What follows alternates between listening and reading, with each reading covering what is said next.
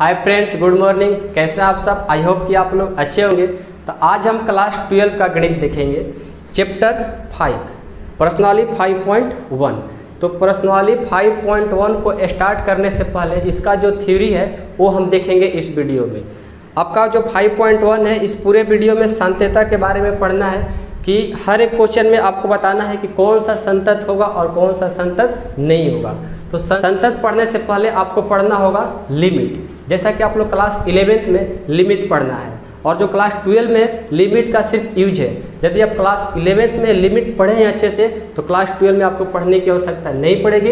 यदि नहीं पढ़े हैं तो थोड़ा आपको पढ़ना होगा। तो वही काम संतता को बताने से पहले हम आपको थोड़ा लिमिट पढ़ा लेते हैं, ताकि आप लोग पढ़े भी होंगे, एक बार रिवाइज हो जाएगा। यदि नहीं पढ़े हैं तो आपको एक बार पढ़ भी लेंगे, तो फिर आपको जब कंटिन्यूटी यानी संतता को क्वेश्चन करेंगे आसानी से बन जाएगा। तो लिमिट हम उतना नहीं पढ़ेंगे जितना कि आपको क्लास 11 में पढ़ना था। जो हमारे क्लास 12 में यूज है सिर्फ उसको देखेंगे, ठीक है। तो आप इस वीडियो को अंत तक देखना, ठीक है, ताकि आप लोग को हर एक थ्योरी समझ में आ जाए। उसके बाद हम जब 5.1 को स्टार्ट करेंगे तो आपको 100% समझ में आए। तो चलिए हम स्टार्ट करते हैं। सबसे पहले लिमिट। तो देखिए लिमिट क्या होता है। लिमिट को हिंदी में क्या बोलते हैं? सीमा। पहले लिखते हैं लिमिट और हिंदी में बोलते हैं सीमा। लिमिट और इसको हिंदी में क्या बोलते हैं? सीमा। तो सबसे पहले सीखेंगे कि लिमिट का डिफिनेशन क्या होता है, लिमिट का परिभाषा क्या होता है, लिमिट कहते हैं किसको है, इसको पहले सीखते हैं, ठीक है। तो देखिए लिमिट का पहले हम परिभाषा लिखते हैं। माना कि y इक्वल टू f(x) एक फलन है, तो इसके सीमा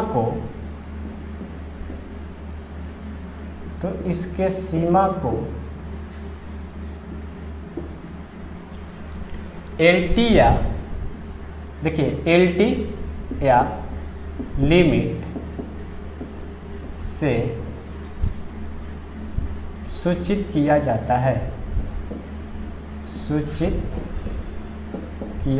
है, तथा इसे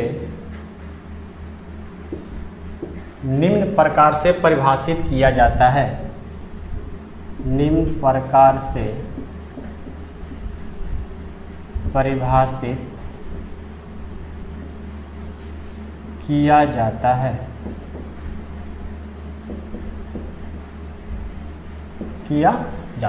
ठीक है। तो देखिए इसको पहले सीखते हैं। माना कि y इक्वल टू f(x) एक फलन है। मान लेते हैं y इक्वल टू x क्या है? एक फलन है। आपको फलन में सारे चीज़ पढ़ना है। यदि आप नहीं पढ़े हैं तो जल्दी आपका first chapter relation and function, संबंध और फलन में फलन के बारे में पढ़ना है, तो वो भी आपका वीडियो स्टार्ट होने वाला है। यदि आप नहीं पढ़े तो आप पढ़ सकते हैं, यदि पढ़ लिए हैं तो आपको मालूम होगा, ठीक है।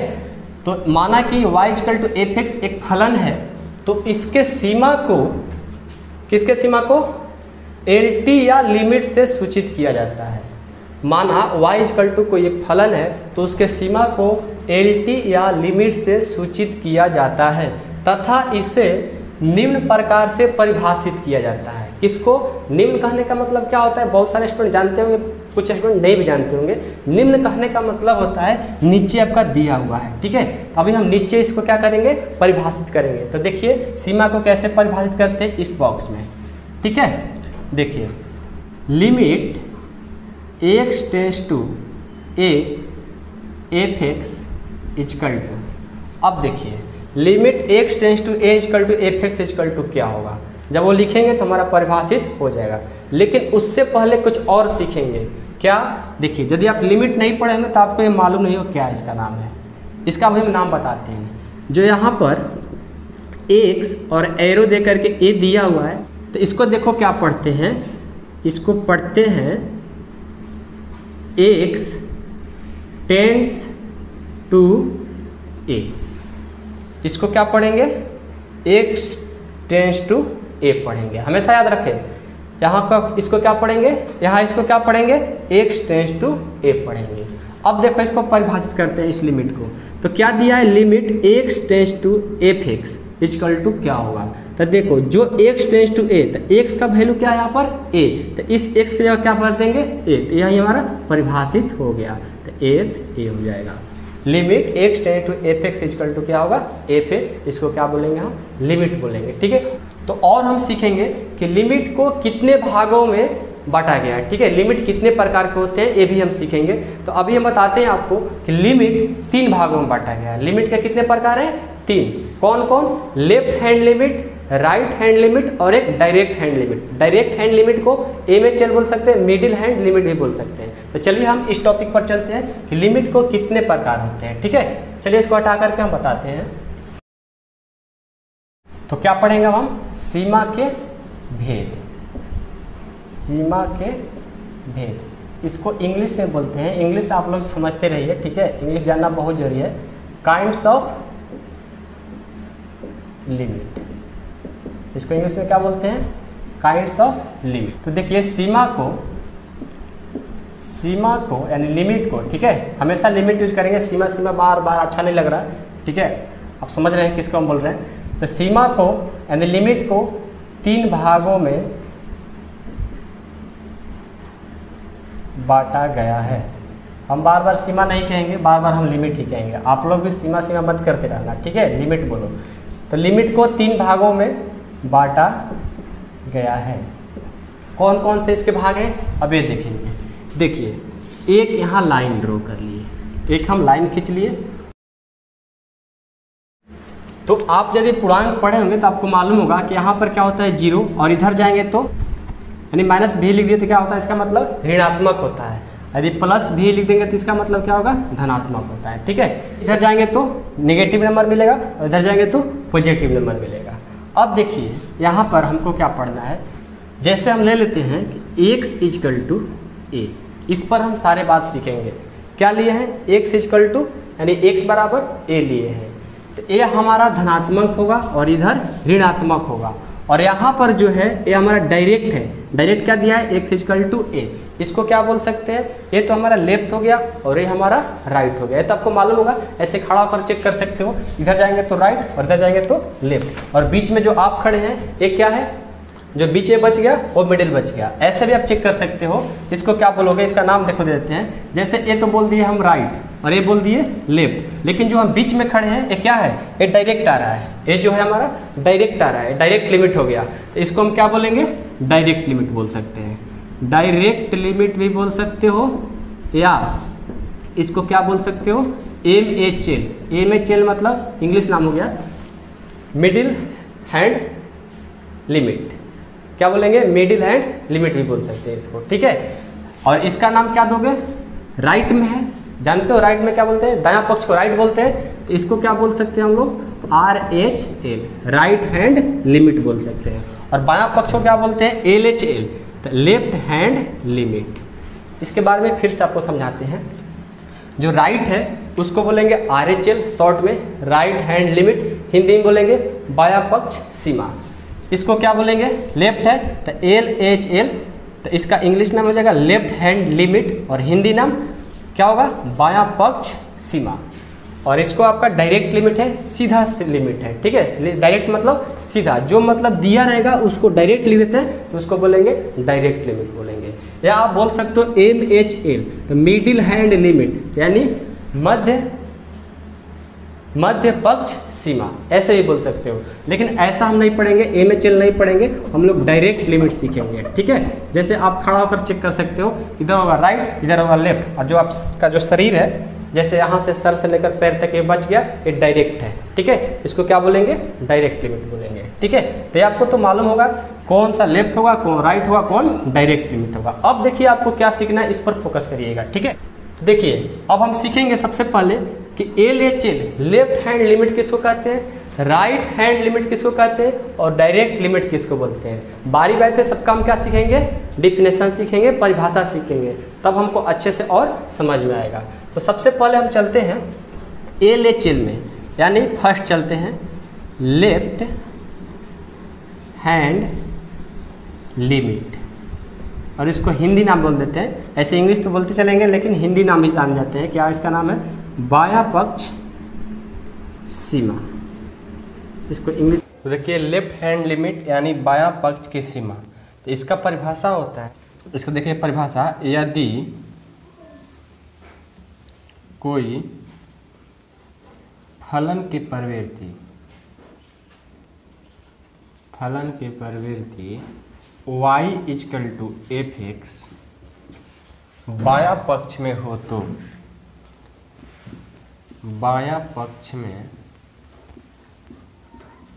हो तो x इक्वल टू a के सापेक्ष में होगा, ठीक है, तथा इसे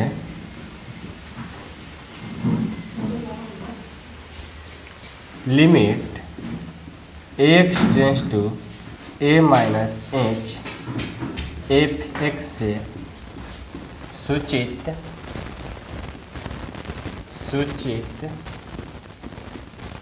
किया जाता है।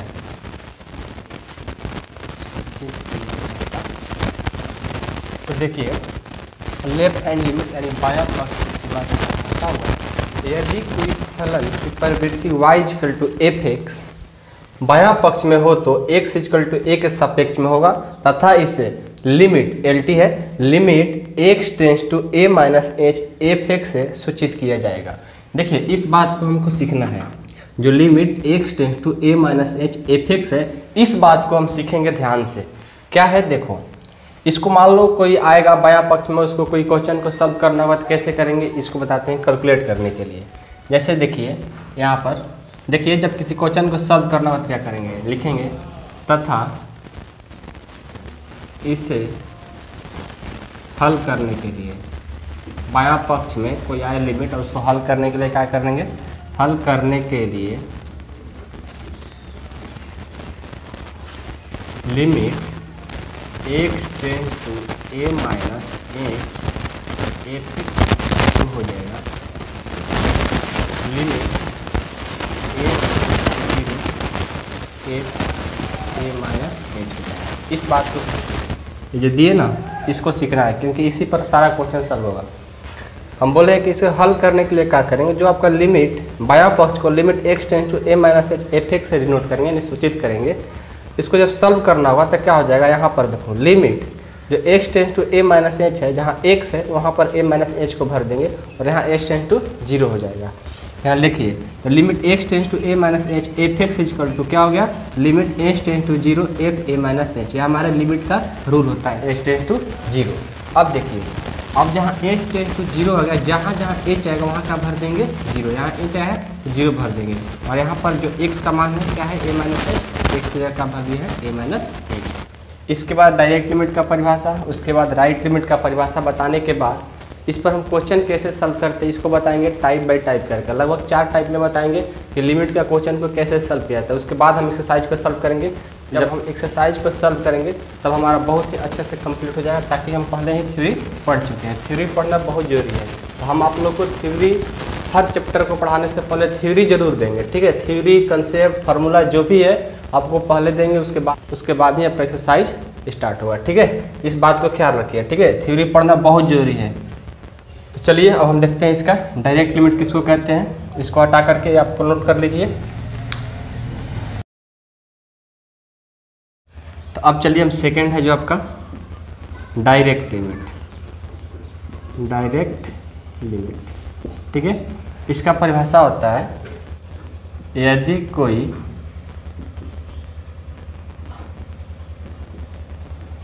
फलन की प्रवृत्ति,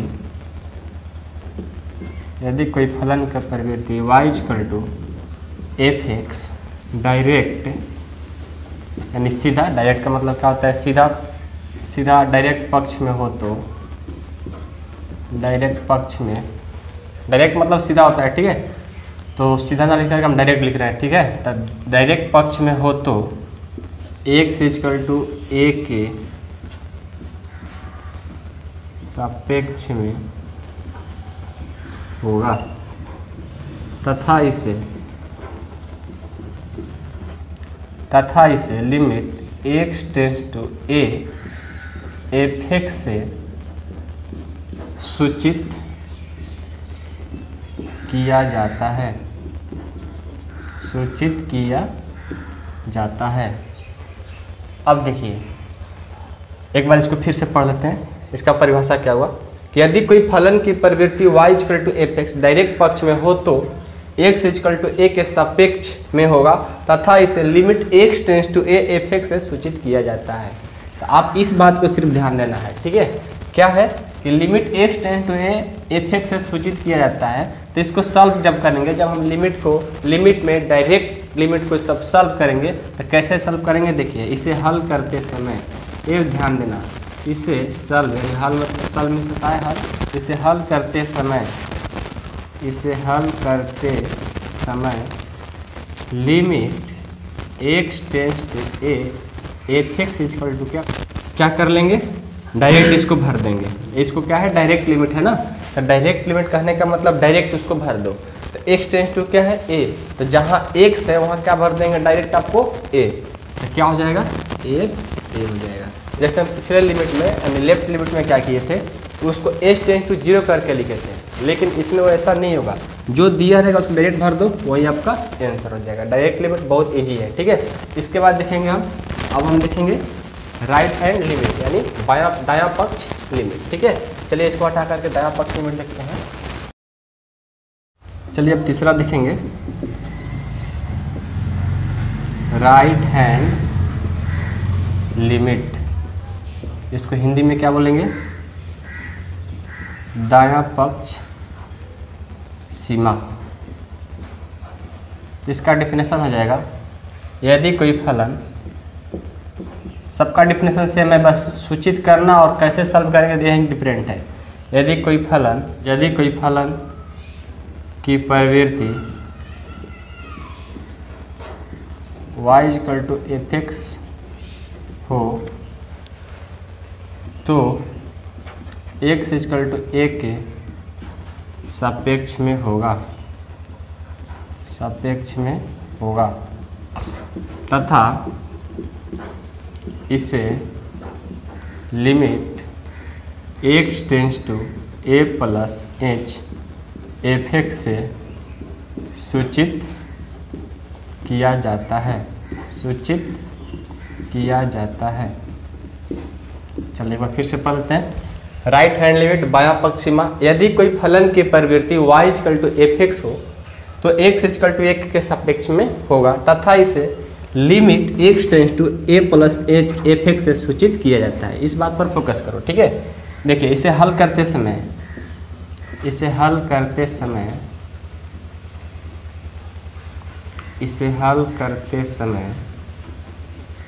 क्या करेंगे, जो आपका limit x tends to a plus h F X है क्या हो जाएगा, लिमिट राइट हैंड लिमिट है तो लिमिट h टेंस टू 0, इसका फार्मूला हो जाता है कि limit h tends to 0 F X का क्या भर देंगे a प्लस h, तो एफ a प्लस h।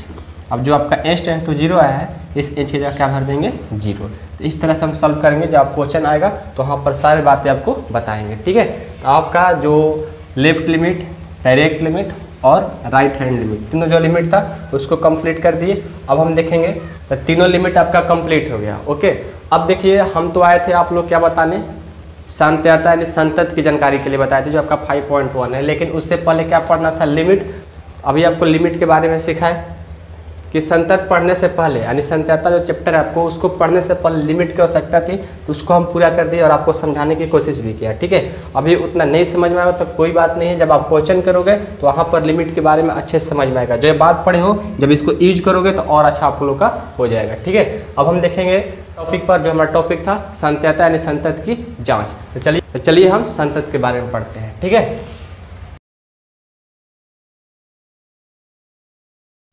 चलिए अब हम पढ़ते हैं, हमारा टॉपिक क्या है, संतता। इसको इंग्लिश में क्या बोलते हैं, कॉन्टिन्यूटी, ITY यानी कंटिन्यूटी बोलते हैं। संतता की जांच के बारे में सीखेंगे, कैसे हम सीखेंगे संतत है कैसे संतत नहीं है। पूरे एक्सरसाइज यानी 5.1 जो आपका एक्सरसाइज है, पूरा चैप्टर में सिर्फ संतत की जाँच करना है, कौन सा क्वेश्चन संतत होगा कौन सा संतत नहीं होगा। तो इसलिए हम संतत पर बहुत अच्छे से फोकस करेंगे, तभी हम उस एक्सरसाइज को सॉल्व करेंगे, ठीक है।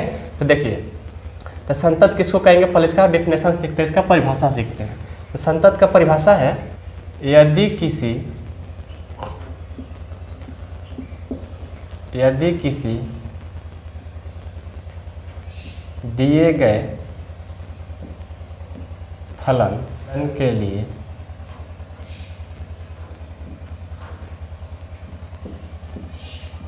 उसके तीनों सीमाओं का मान, उसके तीनों सीमाओं का मान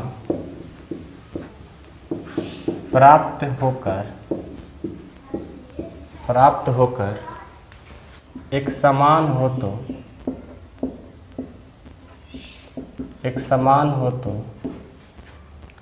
फलन संतत होता है, फलन संतत होता है। और यदि ऐसा न हो तो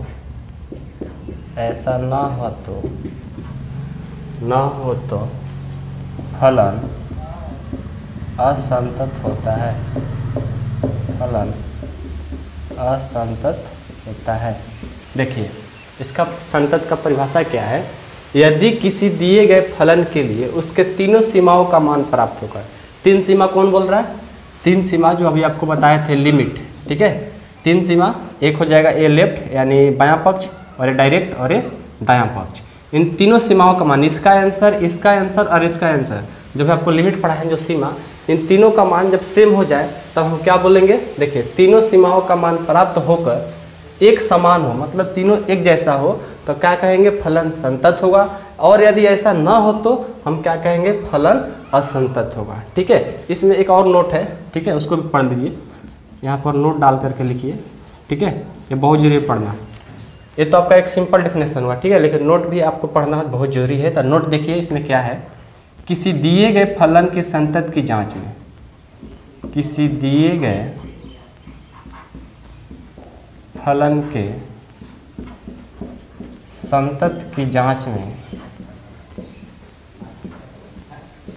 संतत की जांच में यदि दो ही सीमाओं का मान दिया हो, दो ही सीमाओं का मान दिया गया हो, जिसमें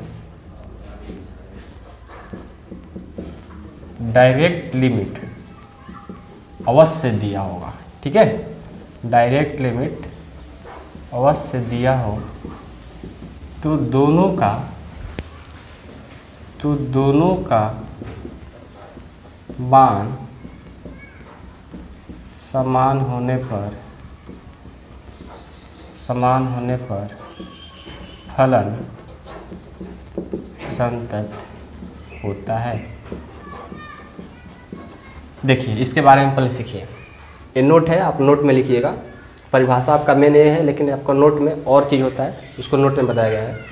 किसी दिए गए फलन की संतत की जांच में, कोई फलन की संतत की जांच कर रहे हैं, यदि दो ही सीमाओं का मान दिया गया हो, मान लो सिर्फ डायरेक्ट और राइट दो ही सीमा दिया गया हो, और आगे पढ़िए कि जिसमें डायरेक्ट लिमिट अवश्य दिया हो, उसमें डायरेक्ट लिमिट होना चाहिए, ठीक है, तो दोनों का मान समान होने पर फलन संतत होगा। देखिए इसका कहने का मतलब है, हमारा तीन लिमिट होता है, एक होता है लेफ्ट LHL और डायरेक्ट और एक RHL, ये तीन लिमिट है।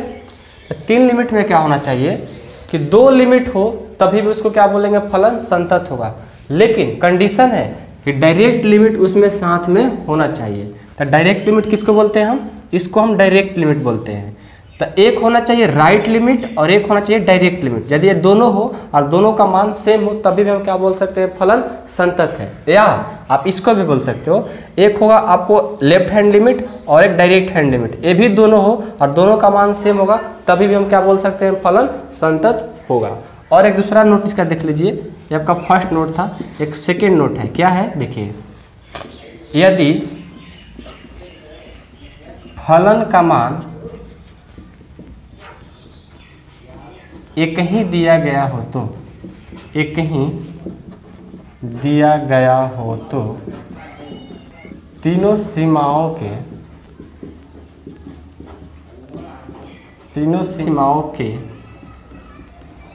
जांच के क्रम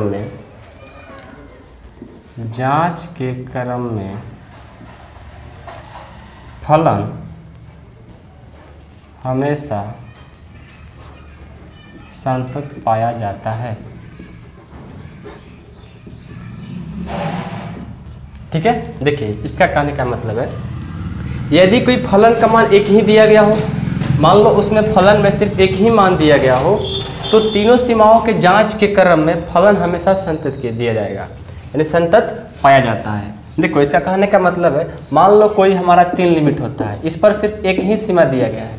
क्या दिया गया है? यदि फलन का मान एक ही दिया गया हो, सिर्फ एक फलन दिया गया हो और तीनों सीमाओं के जांच के क्रम करेंगे, जब मान लो कि x इक्वल टू 2 दिया है और 2 ही पर इन सबको जांच करना है, लेफ्ट को भी, राइट को भी और डायरेक्ट को भी, तब हम कह सकते हैं डायरेक्ट ऐसे भी कह सकते हैं कि फलन क्या होगा? संतत होगा। कैसे? हम परिभाषा से बता सकते हैं, लेकिन हमको सॉल्व करना पड़ता है क्योंकि सॉल्व करके दिखाना होता है। ठीक है, नहीं तो आप डायरेक्ट भी बोल सकते हो कि यदि फलन का मान एक ही दिया गया हो तो तीनों सीमाओं के जांच के क्रम में फलन हमेशा संतत हो जाता है। ये आपका थ्योरी है। ठीक है, डायरेक्ट भी लिख दोगे तो क्वेश्चन कंप्लीट हो सकता है, लेकिन आप यदि सॉल्व करोगे तभी भी आपका फलन क्या होगा? संतत होगा। तो जब क्वेश्चन ऐसा आएगा तो वहां पर हम आपको बताएंगे, कोशिश करेंगे ताकि आप लोग को याद आ जाए। ठीक है, तो इस तरह से क्वेश्चन आएगा, ऐसा बात नहीं है, तो वहां पर हम बताएंगे। ठीक है, तो आपको संतत यानी कॉन्टिन्यूटी, ठीक है, कंटिन्यूटी जो चैप्टर है 5.1, इसको हिंदी में बोलते हैं संतत की जाँच।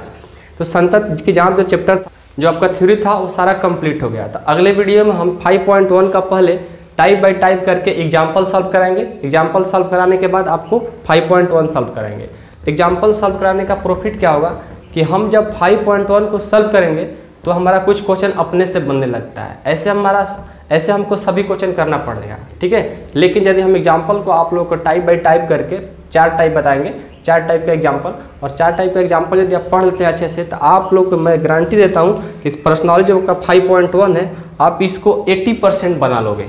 ठीक है, इसलिए हम पहले एग्जाम्पल बताने की कोशिश करेंगे, उसके बाद हम एक्सरसाइज को सॉल्व करेंगे। तो जो नेक्स्ट वीडियो आएगा वो आप लोग का पहले टाइप बाय टाइप करके एग्जाम्पल वीडियो आएगा। ठीक है, उसके बाद आपको 5.1 को सॉल्व कराया जाएगा। हाँ, एक बात और ध्यान दीजिएगा, जो भी आपको कंसेप्ट, थ्योरी, फार्मूला में दिक्कत आती है, वो नहीं समझ में आता है, तो आप कमेंट बॉक्स में कमेंट जरूर करिए कि सर मेरे को यहाँ पर समझ में नहीं आया। यदि हमारे पढ़ाने का स्पीड थोड़ा ज़्यादा हो तो आप बोलिएगा सर स्पीड ज़्यादा कम करिए, यदि ज़्यादा कम हो तो आप बोलिए कि स्पीड ज़्यादा करिए। ठीक है, आप सजेस्ट कर सकते हैं, कमेंट बॉक्स में जरूर करना। ठीक है, जो भी आप लोग को दिक्कत आए, परेशानी है, तो आप कमेंट बॉक्स में कमेंट हमेशा करते रहना। समझ में आए तभी कमेंट करिए सर समझ में आ रहा है, नहीं समझ में आए तभी आप कमेंट बॉक्स में कमेंट करते रहना। ये आपसे बोल, आप इस काम को जरूर करना। ठीक है, मिलते हैं अगले वीडियो में, तब तक के लिए धन्यवाद।